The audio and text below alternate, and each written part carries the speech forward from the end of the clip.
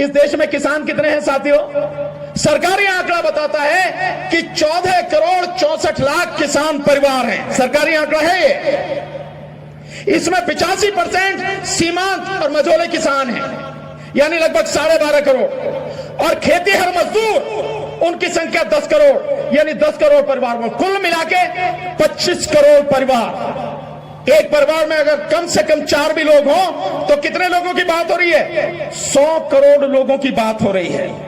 अगर 100 करोड़ लोगों को उनका जीवन बेहतर बनाना है, 15 लाख करोड़ रुपए सालाना के खर्च करने पड़े, तो क्या कोई बहुत बड़ी चीज है? सरकार के पास है नहीं क्या? अपने यारों का 25 लाख करोड़ रुपया माफ कर दिया, तो किसानों को और मजदूरों को नहीं दिया जा सकता क्या? दिया जा सकता है। लेकिन जब आदमी बेईमान हो जाए, जिसकी नीयत खराब हो जाए, तब वो सारी चीजें करता नहीं है। लेकिन अब बहुत हो चुका, अब ये बर्दाश्त नहीं होगा साथियों।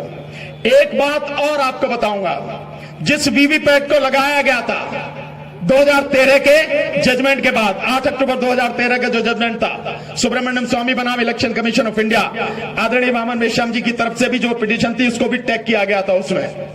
उसके जजमेंट के बाद जो लगाया गया, और 2017 के बाद जो वीवीपैट आई, उसका एक आंकड़ा देखिए आप, बड़ी मजेदार बात। मतलब इतने सारे सबूत के बाद भी कोई कोर्ट काम नहीं कर रही कुछ भी।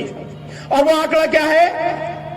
22 जनवरी 21 या 22 जनवरी 2022 को इलेक्शन कमीशन ने ECIL हैदराबाद को और BEL बेंगलोर को और BEL पंचकुला को एक लेटर लिखा, और उसमें कहा, ECIL से कहा कि तुमने जो मशीनें दी थी 4 लाख वीवीपैट खराब हैं, और BEL बेंगलोर को कहा कि तुमने जो मशीनें दी थी उसमें 1,85,000 मशीनें खराब हैं, और BEL पंचकुला को जो कहा कि तुमने जो मशीनें दी थी उसमें 65,000 वीवीपैट मशीनें खराब हैं।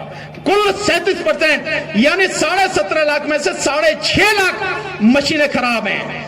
ये लेटर कब दिया? 2022 में।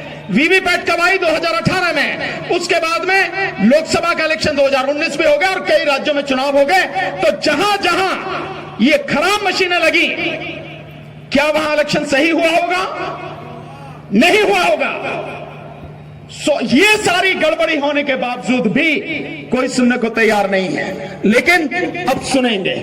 अब जिस तरह से मशीनें लेके भाग रहा है इलेक्शन कमीशन, ध्यान रखिए, मैं विश्वास दिलाता हूं इन मशीनों को डिब्बे में बंद करके रखेगा। ये चुनाव जो होगा वो बैलेट पेपर से ही होगा। एक बात और कहना चाहूं, जो पॉलिटिकल पार्टियां हैं, इस लड़ाई को लड़ने की जिम्मेदारी तो उन्हीं की थी। सबसे ज्यादा नुकसान तो उन्हीं को हुआ है या होगा। इस विषय में उन्हें सबसे मजबूती सवाल उठानी चाहिए।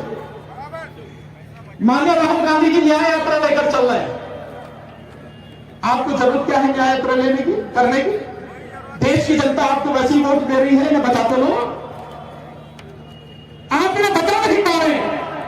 इस न्याय यात्रा की जगह इस न्याय शब्द को कुछ देर के लिए हटा के ईवीएम यात्रा कर दो। आप देखिए कि क्या तूफान उठेगा पूरे देश में। लेकिन समझ नहीं आ रही है बात कि कौन उनको सलाह दे रहा है, किस तरह से वो काम कर रहे हैं। उनके पिताजी के सबसे बड़े तकनीकी सलाहकार सैम पित्रोदा इस देश में संचार क्रांति को लाने वाले, कंप्यूटर को लाने वाले, शिकागो में रहते हैं। राहुल गांधी की ओवरसीज यानी विदेशों में जितनी भी मीटिंग होती है सबको वो मैनेज करते हैं, सबकी व्यवस्था वो करते हैं। वो कह रहे हैं कि ईवीएम में गड़बड़ी होती है और विपक्ष को इकट्ठे होकर जिसके खिलाफ रहना चाहिए। बावजूद उसके उनकी समझ में नहीं आ रही। बहुत अजीब सी स्थिति है कि उनकी समझ में नहीं आ रही। मैंने 9 फरवरी में एक मीटिंग हुई थी, माननीय दिग्विजय सिंह वहां पर आए थे, कांग्रेस के नेता। मैंने उनके सामने ही ये सारी बातें कही। क्यों नहीं बचते राहुल गांधी जी, क्यों नहीं बचते सोनिया जी, घर के साथ क्यों चुप है?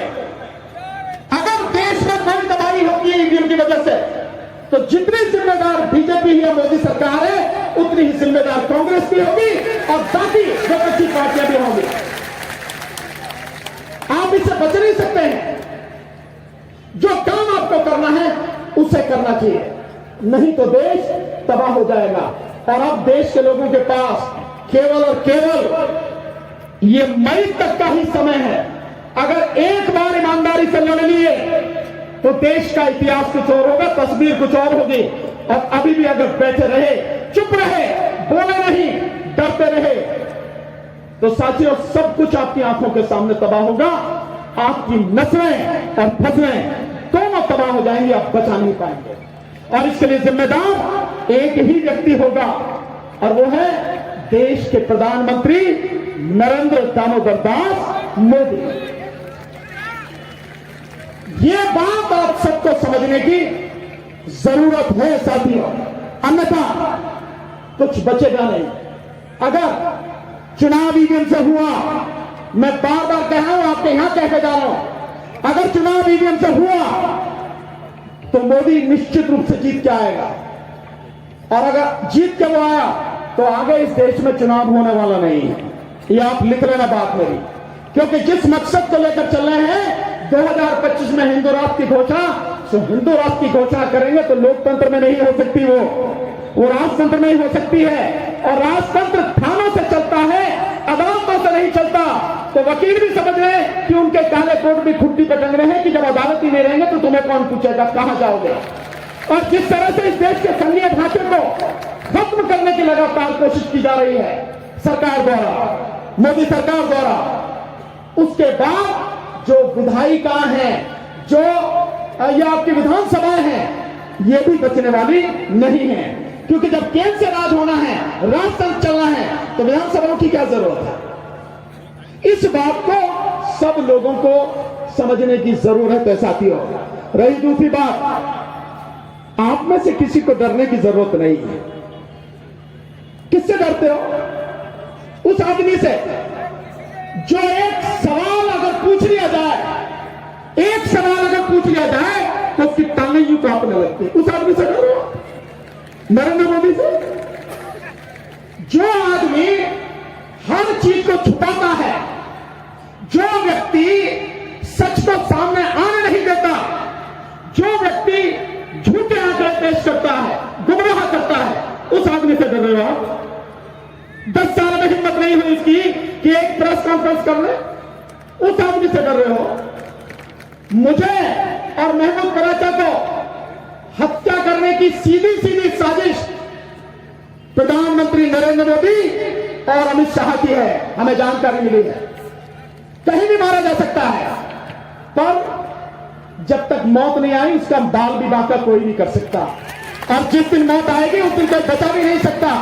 बावजूद उसके हम उसकी आंखों में आंख डाल के उसके साथ संघर्ष कर रहे हैं और चैलेंज करते हैं कि मोदी जी, अगर आपको देश के लोग इतना ही पसंद करते हैं, आपकी मन की बात का इतना ही असर है, आपकी गारंटी का इतना असर है, 2024 का चुनाव ईवीएम से नहीं बैलेट पेपर से होने दो। और उसके बाद अगर तुम 40 सीटें भी जीत चले जाओ, हमेशा के लिए समाज और राजनीति छोड़ देंगे साथियों। हिम्मत नहीं है, सिर्फ डरना किसी से नहीं है साथियों। अब डर के कभी जंग लड़ी नहीं जाती, जीती नहीं जाती। पूरी ताकत से लड़िए, पूरे विश्वास से लड़िए। जनता जब खड़ी हो जाती है ना, उसके कदमों की आहट से ही सरकारें खत्म हो जाती हैं। इस चीज को समझो आप, इतिहास इस बात का साक्षी है। आपने मुझे बहुत ध्यान से सुना, यहां सम्मान देकर मुझे बुलाया, बोलने का मौका दिया। मैं आप सबका और इस परिषद का ईवीएम, अब इंडिया अगेंस्ट ईवीएम और उससे जुड़े हुए जितने भी संगठन हैं, सभी साथियों का बहुत बहुत आभारी हूं, बहुत बहुत धन्यवाद करता हूं। और उम्मीद करता हूं कि ये बात जो आज मैंने कही है आपसे, इस बात को घर घर तक पहुंचाओगे और कम से कम महाराष्ट्र में ईवीएम किसी गांव में घुस नहीं जाए, इसकी जिम्मेदारी आपकी है। बहुत बहुत शुक्रिया। जय भीम, नमो बुद्धाय, आदाब, सत श्री अकाल, नमस्कार।